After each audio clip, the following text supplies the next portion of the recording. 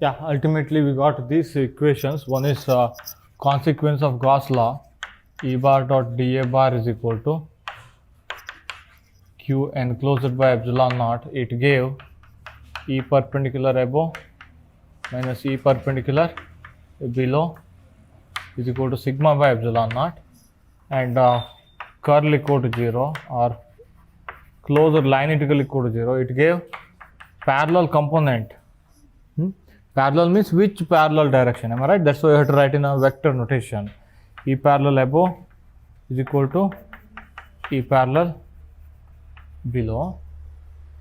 So then we got one more. Again, this whole thing can be written as dou V above by dou n minus dou V below by dou n. That's equal to minus sigma by epsilon naught. We got one more negative sign. We have taken right hand side. Okay.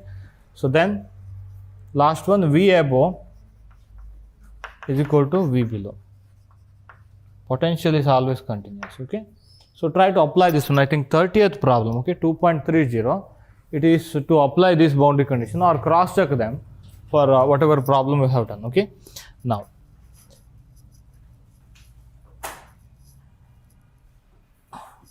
so work and energy. This also conceptually little difficult, but mathematically not much. Okay. Work and energy in electrostatics. Work and energy.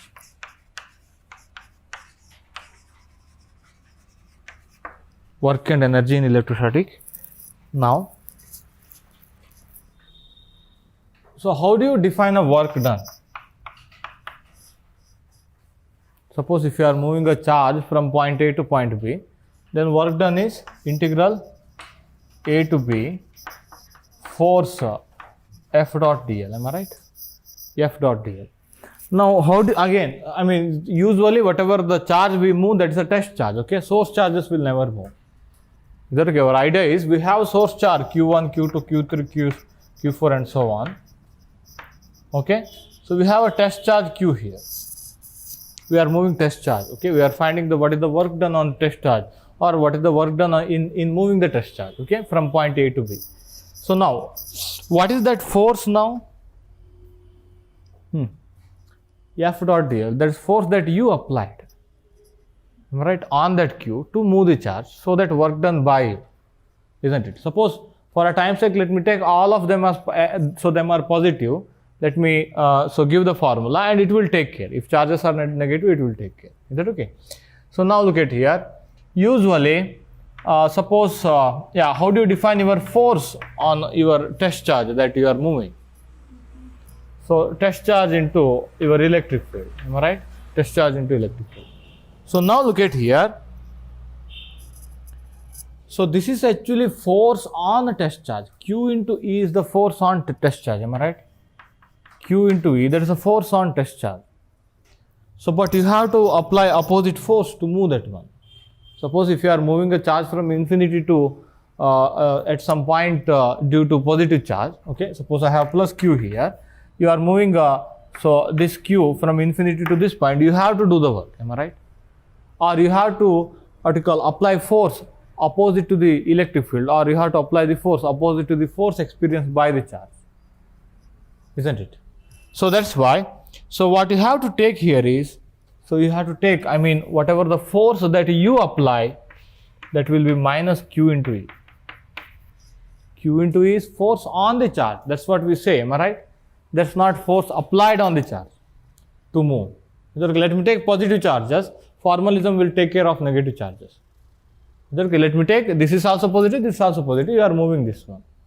Okay, so now next one. So once I substitute this one, work done is equal to integral minus A to B Q into E dot dl. Am I right? Obviously we call this one as conservative force, conservative field, like that. Am I right? Why? Our work done is independent of the path taken. You can see it is converted into your electric field line integral. Electrostatic field line integral is independent of the path, isn't it? So now that is Q into minus A to B E bar dot dl bar. What is this one?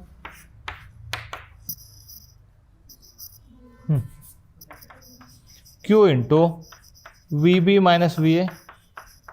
Check it out. So that's why potential difference is related to work done. It is physically, you can explain physically what is the potential difference. Is that okay? Now look at here. What is the potential difference? Now look at here. Here we define potential difference again using this formalism. Remember. So VB minus VA, that's equal to work done on a unit charge in moving the charge from A to B. Potential at B minus potential at A, that's equal to work done in moving the charge from A to B, but write like this, A to B. You are not moving B to A, you are moving A to B because you have taken your line integral of the force from A to B. Okay?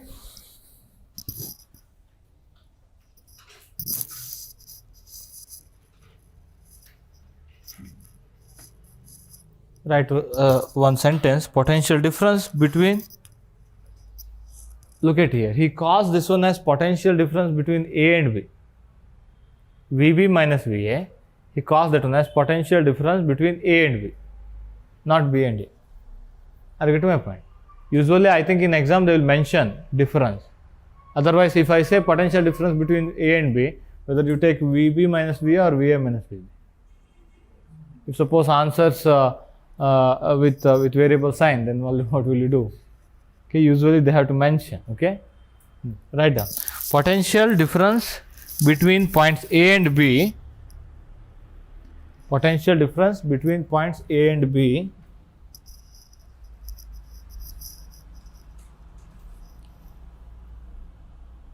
is equal to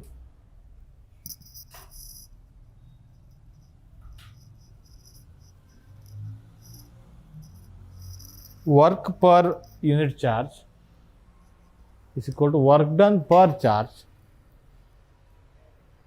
is equal to work done per charge required to carry a charge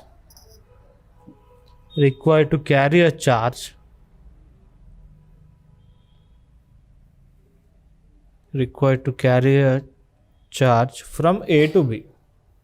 From A to B. Write those A and B in vector notation because they are positioned in space.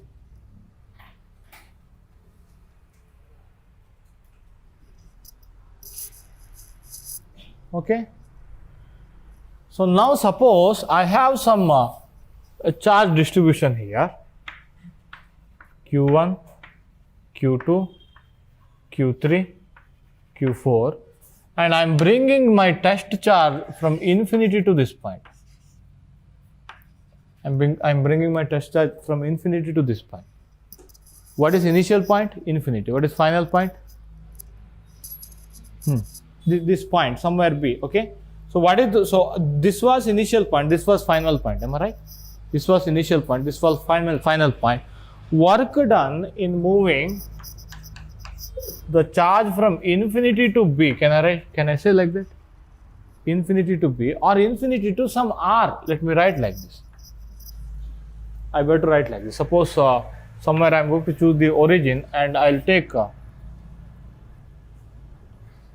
at here. I'll take this one as R. Is that okay? I'm moving it from infinity to R. Again, I'm just applying A to B. A is infinity, B is R. That will be Q into V R minus V infinity. Work done in moving the charge from infinity to that point. Is that okay? So now for finite charge distribution, this is 0. Isn't it? Potential at infinity, you can choose that one 0. So V at infinity is equal to 0 for finite charge distribution. That's why, look at here. Now we can define potential using this one, isn't it? Work done is equal to Q into VFR. Work done in moving the charge from infinity to point R in space, that is equal to Q into potential at that point. Q into potential at that point.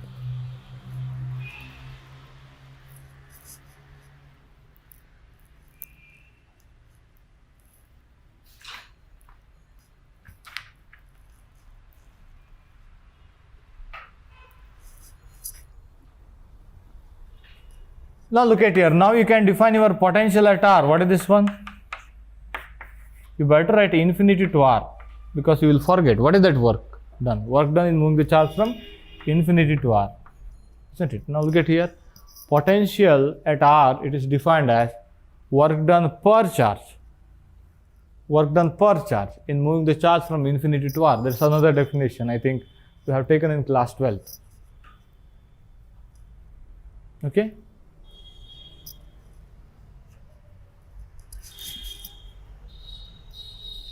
Now again let me just see this one, okay?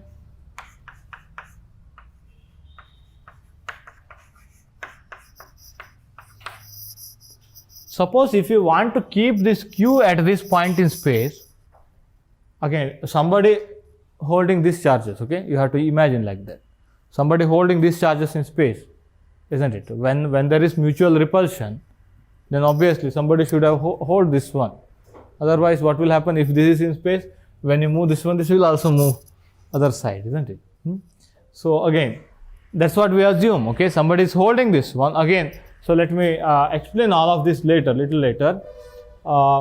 Somebody is holding this one. You are moving that one from infinity to this point. That means you have done some work, am I right? That work is stored in terms of potential energy. You can call it as potential energy per charge.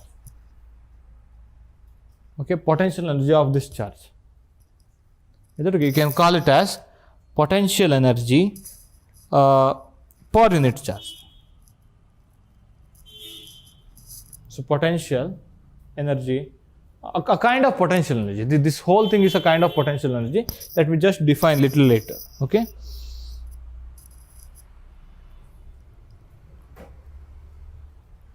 Yeah. So this is the potential definition. Another potential definition. Now look at here. This is not total potential energy. Okay. Total potential energy of the configuration is different. Now I am going to define that one. It's just you can say potential energy because again, if you leave this one, it will move out to infinity. Am I right? Are you getting my point? Somebody is holding this one. Okay, no need to worry about this one. This will be in space. If you just grab, again, I'm just assuming all are positive, even my test charge. Okay, that's the best idea. So again, when I leave this one, it will move out to infinity. Then something potential energy stored in that charge. We call that one as potential energy. Is that okay? Now look at here. Energy of a point charge distribution. Again, potential energy only. Okay. So energy of a point charge distribution. Again, I'm going to extend this argument.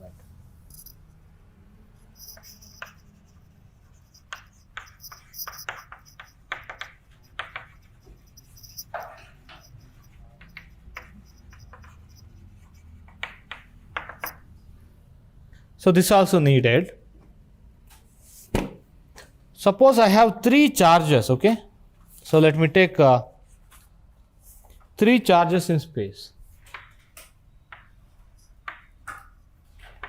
Q1, Q2, Q3. Is that okay? Three charges in space. Now look at here, he is going to write this one as R1 vector, R2 vector, R3 vector. Now you have to ask question, where is the vector? Somewhere you have to choose the origin. From origin, these are the position vector.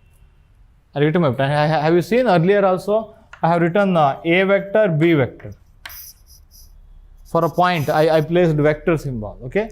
So that means, so you have to choose origin somewhere. Those are position vector. That's the meaning. Okay. Now I have 3 point charges in space. Okay. R1, R2, R3. Okay.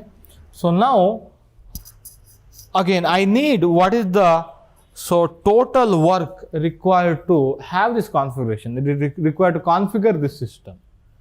Okay, then that we can call it as energy stored in the distribution. Energy of a point charge distribution, we can call like that. That's again potential energy, because if you leave, suppose if all of these are positive, if you leave, if you just leave that one, they will move out to infinity, am I right? Because of repulsion. Okay, that's potential energy only, but we call it as total electrostatic energy stored in the configuration. So what is total electrostatic energy stored in the configuration? That is the total work required to assemble those charges. Okay, total work required to configure the system. So now how we have to configure this system, isn't it? So now look at here. So you have to first place Q1 here in the absence of Q2 and Q3. Okay, you have given 3 charges. You have to move this Q1 from infinity to this point in space. I'll call it as R1 vector. Yeah, now look at here. I'm going to move that Q1 from infinity to that point. So again, at that point, I'm not taking Q2 and Q3. They are at infinity only. Is that okay? Then there will be no field, no force over there, and no work is required. Am I right? Work done equal to 0. W1, 0. Am I right? Now I'm going to move Q2 from infinity to this point in the presence of this charge. I hope you have done in class 12. Am I right? I'm going to move Q2 from infinity to this point in the presence of this one. Q3 is already, so it's in infinity only. Is that okay? Now I'm moving Q2 from infinity to this point. What is the, suppose this is the distance, let me call this distance as R12, italic R12. Now what is the work required to move this Q2 from infinity to this point? Any idea?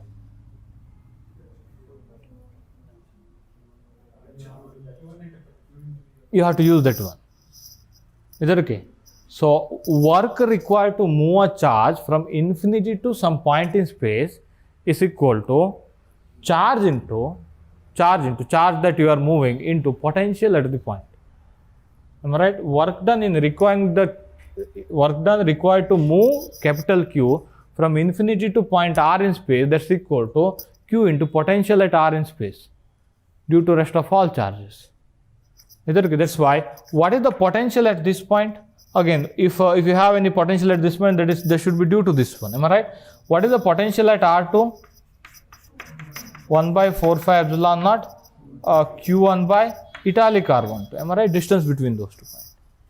So now work done, W2 work done in moving the Q2 charge from infinity to that point, that's equal to Q2. That is now it will act like your capital Q. You are moving from infinity to this point, Q2 into V at R2. Can I write like this? So that's equal to 1 by 4 pi epsilon naught Q1 Q2 divided by italic R12.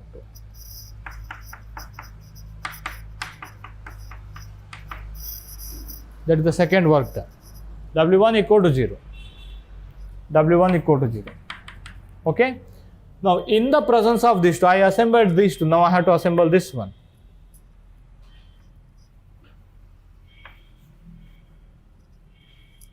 Now I'll ask one question. While moving this one, so who is holding this one? Somebody should have hold this one. Am I right?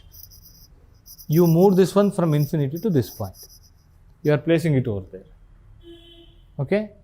So after that, while moving this one, somebody should have hold this one. Yeah. Somebody should do some work to hold that one. Am I right? In space. Where is that work done?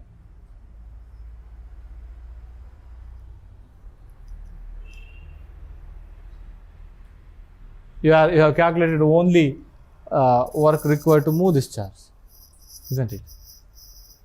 Try to answer. Yeah. Okay, this is so. Which one? Yeah, now who is holding this one? I mean, you need work required to assemble this one. Am I right?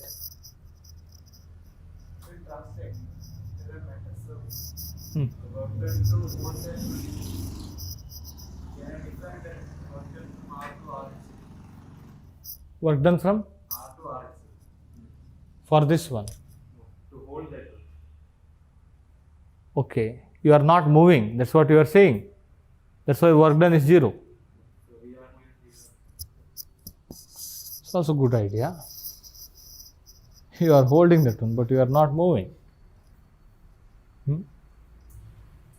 Yeah. Wait a second.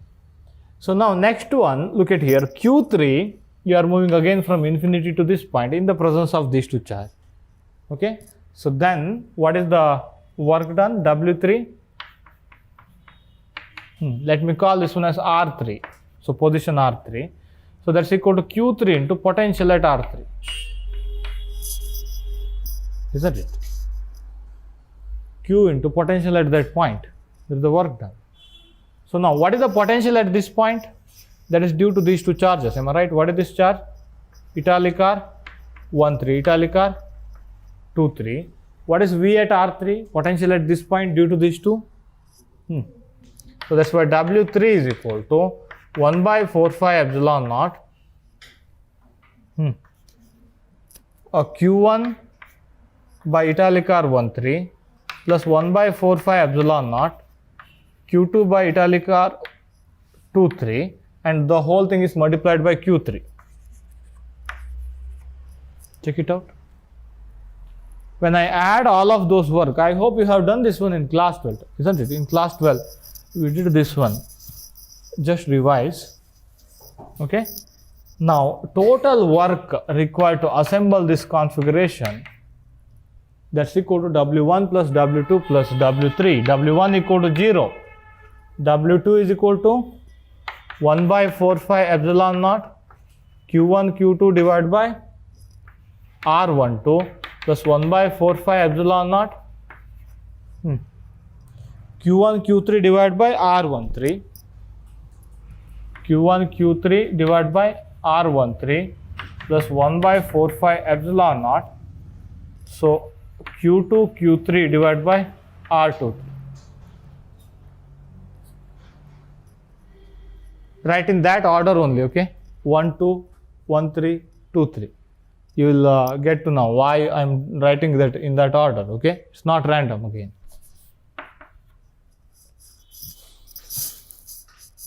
Lower index first, higher index next. Okay? Now,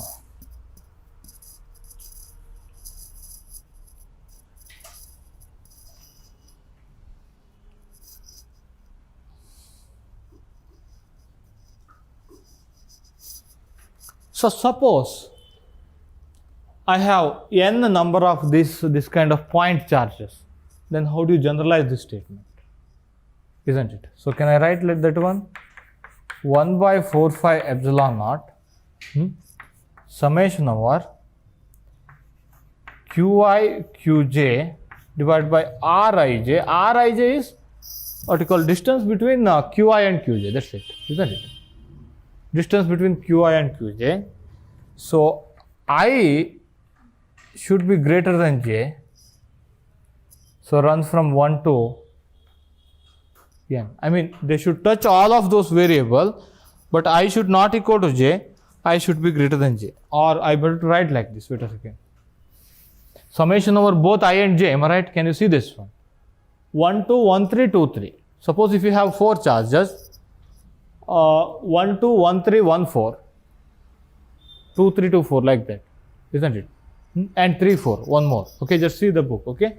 So now that is summation over I, summation over j, Qi, Qj, italic R Ij, but I should be greater than j. So you have to mention somewhere. No, j should be greater than I. Am I right? So I have taken like that. Okay. J, which is greater than I will run from 1 to n. J should also run, but it should be greater than I. All possibility. That is the generalization. Okay. J should also run, all possibility. Now look at here. J will never be 1 here in this one. Alright. J will never be 1 over there. Just observe that.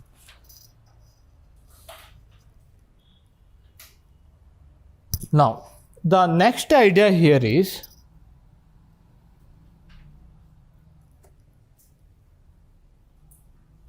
this whole thing, just let me just take this idea.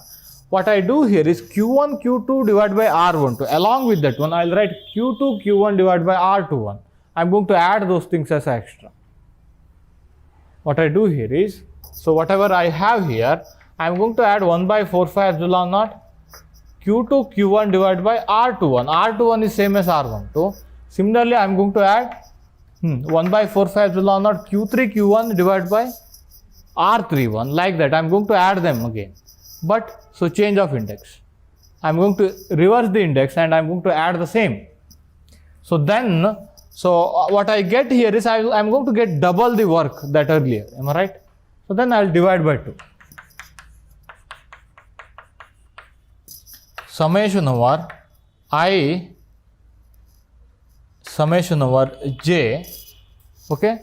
Now I and j can be anything. Remember, qi qj divided by rij, but j not equal to I. Now I don't have R11, R22 like that, but I have R12 as well as R21. Isn't it? Now you will get all possibility. But I not equal to j. N charges, suppose. Is that okay? Are you getting the idea? Adding them twice, or let me just give you this one. 1 by 4 phi epsilon naught. What was this one? Q1 Q2 divided by R12 plus Q1 Q3 divided by R13 plus Q2 Q3 divided by R23. So what I do here is, what I have done here is, okay, so in this one, j is greater than I. Second index is greater than first index. Is that okay? In this one, what I do here is I'm going to put half outside. I'm going to make it double. Q1 Q2 divided by R12 plus Q2 Q1 divided by R21. R21 is same as R12. Similarly, Q1 Q3 divided by R13. Can you see that? Yeah. So plus Q3 Q1 divided by R31 plus Q2 Q3 divided by R23 plus Q3 Q2 divided by R32.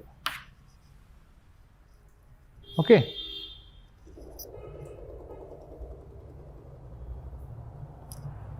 So then I have double of that one. So to equate that one to earlier, you have to put 1 by 2. So that is the change here. J greater than I, but I am taking j greater than I as well as less than I. So j not equal to I. Okay, this summation takes j greater than I as well as j less than I. J not equal to I. That is the generalization. So why we have done that one? Because, so look at here. Look at the next step. Because we want to have one thing is we want to have very easy formula. Other one is we want to go for continuous charge distribution from this formula. So total work done in assembling the configuration, that is 1 by, better to write 1 by 2, 1 by 4 phi epsilon naught. What I do here is, let me take this qi outside the summation. Obviously I can do, am I right? That summation is outside. Summation over I, qi, summation over j not equal to I, qj rij. Am I right? Any idea what it is? Now let me take 1 by 4 phi epsilon naught also inside. Summation over I, qi, summation over j not equal to I, 1 by 4 phi epsilon naught qj divided by rij. What is that? This is potential at qi, isn't it? So what you have taken here, you have taken distance from ith charge to all other charge. All other charges divided by distance from ith charge to all other charge. You made the summation. So that is the potential at this ith charge. Is that okay? So 1 by 2 summation over I, qi, V at Ri, can I write like this? Ri is the position of ith charge. That's what I have taken from the earlier. Okay, where Ri is position of, Ri is a position of qi. So this is another way of writing it.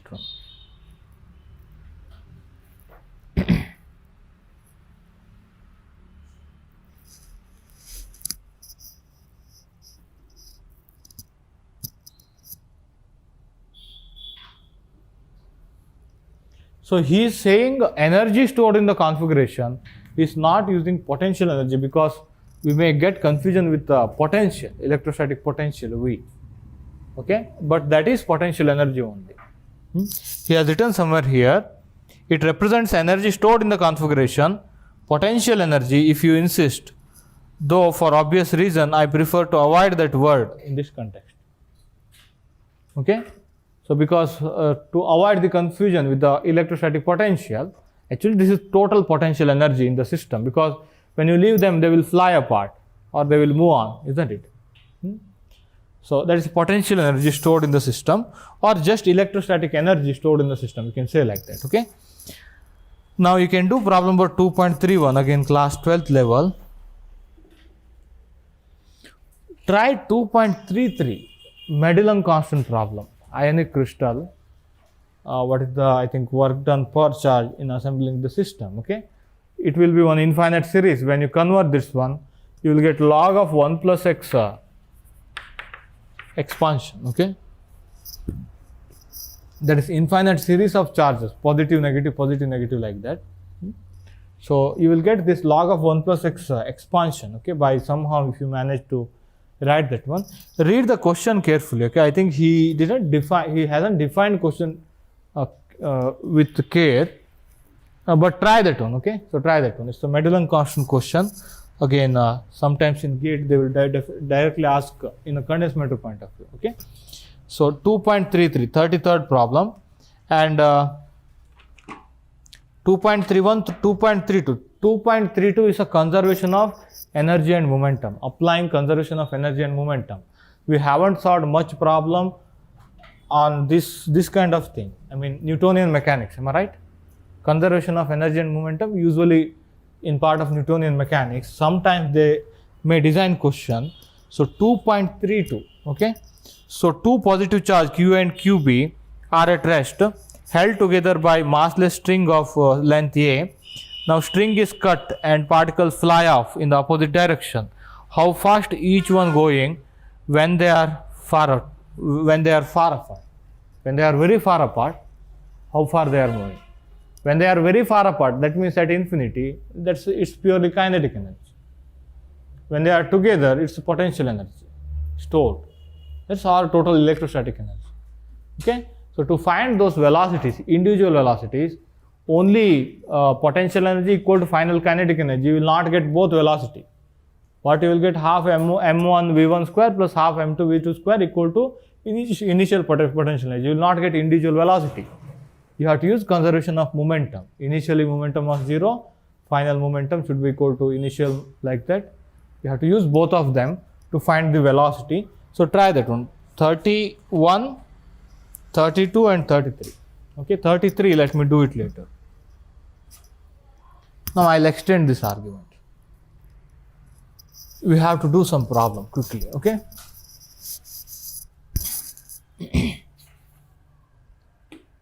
He's talking about one inconsistency. Let me just avoid those things, and he explained in the further chapters.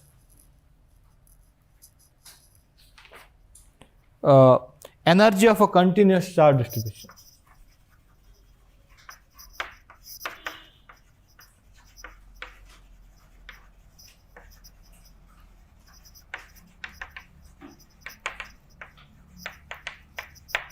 Energy of a continuous charge distribution. So what was our last formula? Total, that is half of summation over Qi into V of Ri. Am I right? Now we can extend that one in terms of integral. So let me divide my total continuous charge distribution into dq. Is that okay? And V is the potential at the point of dq. And I'm going to integrate throughout the region of those charges. And I'm going to put half. What is this one? Work done. The extension of that summation.